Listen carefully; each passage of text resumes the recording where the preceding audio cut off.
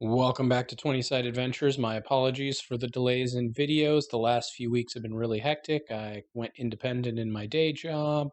The chicken coop has been assaulted by predators, and we had something get inside, so I've been having to deal with trying to save what's left of the farmstead's chickens and get them in a better home. So, anyways, with no further ado, here is a video. We had a subscriber ask what my thoughts would be on a stone druid, so we're going to get right into it and show you what I came up with.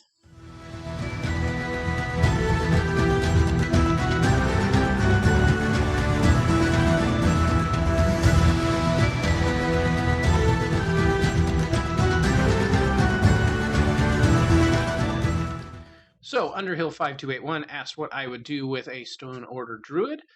Full confession, I've never played a Druid. I've never been interested in playing a Druid. They just don't appeal to me personally, but as a game master, I tend to make way more characters than I ever actually play myself, and so I was thinking back to a game that I had just recently run. I called it the Pride of the Onar. The Onar are the Dwarves of Eraneth, and they have a very unique cosmology. They were originally from the plane of Earth in the Age of Wonder. Their first ancestors came to the mortal plane, decided that they liked the mortal realm and what it had to offer better than the plane of Earth. So then those four brothers strove to become deities in the Age of Wonder and became celestial beings, taking the dwarves away from the realm of Earth and creating their own pantheon for them to follow. This has created a segment in dwarven society where there are still those who follow the old ways of the realm of Earth as druids, and in our dwarf adventure, they met such a druid called, oh, that was the wrong button, Gremil Earthmane. Here we go. Unfortunately, I can't credit the artist. I pulled it off Pinterest like 3 years ago, but we had this fine dwarf as a druid, and he was most well known and beloved for his pet rock, Voldrin. Voldrin was very fun because he just was a rock that was hanging around, but every time the party would come and meet Gremil, the rock was somewhere else, or it moved, or Gremil was trying to find him, and they just weren't sure if Gremil maybe was a little off, or if the rock was actually an Earth Elemental companion. So I decided to make Gremil Earthmane for this video. So let's get right into it and take a look at him. Are you pulling on my legs right now? Alright, had no idea that Voldrin was from Minions, but there you go. If you guys haven't noticed, we're doing a dwarf for this druid build. It is going to be a rock dwarf, so we can double down on that Order of the Stone bonus. And then elementally infused for the backstory of where my dwarfs come from. Right into some ancestry feats. Eye for Treasure is a story choice based on Gremil following Craig the Gemkeeper, which is an earth elemental spirit. It's pretty much a deity, but we call them spirits when they come from the spirit realm, and he is all about finding gems and treasures in the earth and responsibly harvesting them. Sheltering Slab is going to let you not be flanked so long as you're up against a stone wall. Echoes in the Stone is going to give you a little bit of tremor sense. Telluric Power, as long as you and your opponent are on the same chunk of earth, you get some damage. And then Stonewall, you can become petrified and, save some damage that way. So all very stone themed on the ancestry build. This is not going to be a very traditional druid. While Gremil still cares about the earth and responsible mining, he's going to be very heavy, very tanky, kind of frontline fighter, and relying on Voldrin to do some of the heavy lifting with some spells sprinkled in. So, yeah, not your traditional druid. What do trees have to talk about, except the consistency of squirrel droppings? All right into our class feat choices. So first thing we got to take is Order Explorer, so we can dip into the animal order and grab an animal companion to get Earth Elemental Voldrin. Then a lot of these feats are going to be just maximizing that choice. So Mature Animal Companion at 4, Incredible Companion at 8, Side by Side at 12, so this lets you flank with your animal companion even if you're not flanking. Specialized Companion at 14, and then at 20, Apex Companion.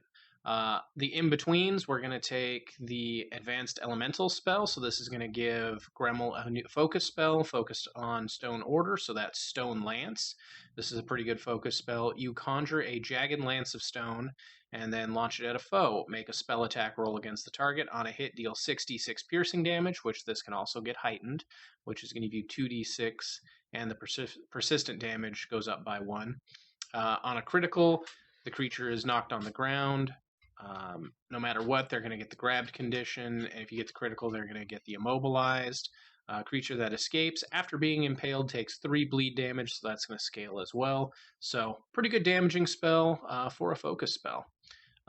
We are going to take Hardened Flesh, so this is going to get you some DR. This is another Stone Order choice, which is going to focus on Gremil kind of being that active tanky guy. Effortless Concentration, so if you are doing something to sustain a spell while in combat, you get a flat check to try to maintain it. And then Primal Aegis, you're going to be able to buff you and your allies to resist certain types of elemental damage. Now, we're going to get into the fun part of Gremil, and this is taking the archetypes. And this is where he's going to get a little off the rails from a normal druid, I think. So I took the Stalwart Defender. This overlaps with that Stone Order for being pushed around, but it is going to give you some temporary hit points when you go into the stance. Mountain Skin is the first one we're taking, which is why we're going this route. So Gremil can wear full plate, heavy armor, anything you really want. He'd probably do that fortress plate as a dwarf. And with the changes to druid, it doesn't matter that you're wearing metal.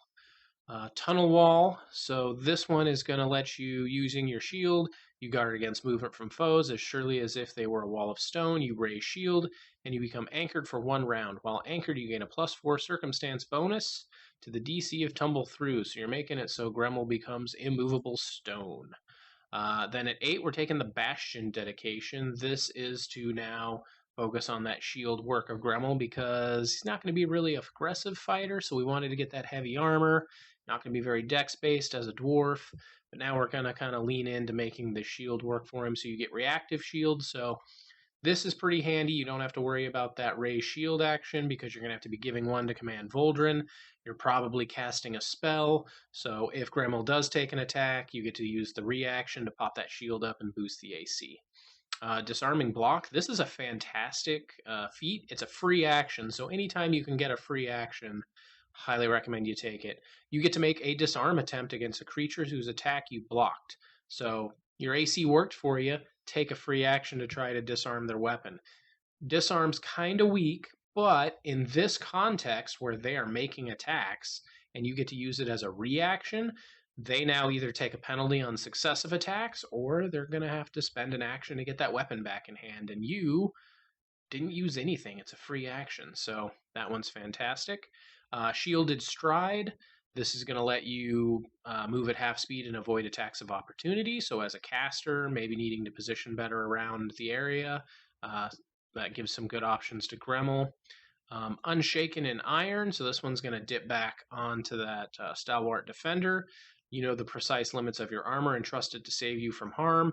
You gain the armor specialization effect of light armor. If you are trained in medium or heavy armor, you gain the respective armor specialization effect for those armors as well. So since you're trained because of Mountain Skin, boom, you're getting that. Yeah. And while you're in your Tenacious stance, you increase the value of your armor specialization effects by an amount equal to the value of your armor check penalty. So again, just trying to make Gremil as tanky as possible. Reflexive Shield. When you raise your shield, you gain your shield circumstance bonus to reflex save. So this is probably helping that dwarf side of things where just maybe reflexes aren't as good. And then Stone Body. This is going to give you more DR. So you gain resistance 10 to all damage. Again, you become resolute as stone, as it says. So we're taking all of these choices to really lean into that Stone Order Druid while perhaps getting some of the most useful things out of the archetype. For some skill feats, again, skill and general feats, I usually encourage people to choose things that make sense to the character. So in this case, natural medicine, rub some dirt in it to make it better, right? This helps you be able to do medicine checks without having to spend the skill points in it because you're going to get those skill points in nature. Steel skin, so you can sleep in that armor. Again, as a stone would, right? Terrain expertise underground, focusing on knowing those tunnels and being a subterranean dwarf. The improvised crafting and the improvised repair, these are both to be able to fix the shield on the fly while out in the world. Battle medicine, always a good take if you're going to need to be fixing up your allies in a fight. There's also some holistic medicine and some other choices you can kind of take to go down this route if you're going to be a druid that's going to be helping the party out and trying to make them better, which Gremil definitely would. So yeah, real quick and dirty, that's Gremil Earthmane, my Stone Order Druid from Tal'Thril on Eraneth. Love to hear what you guys think in the comments. Let me know if there's some other videos you'd like to see. With winter coming on, I should be getting a lot more time, so the goal is 2 to 3 videos a week. I'm going to be starting more Game Master videos, giving you guys tips and tricks for running games and how to world build, as well as continuing my class 101s and doing these types of build a character. So please give me more suggestions in the comments of what you'd like to see. Like and subscribe, and we'll see you next time on 20 Side Adventures.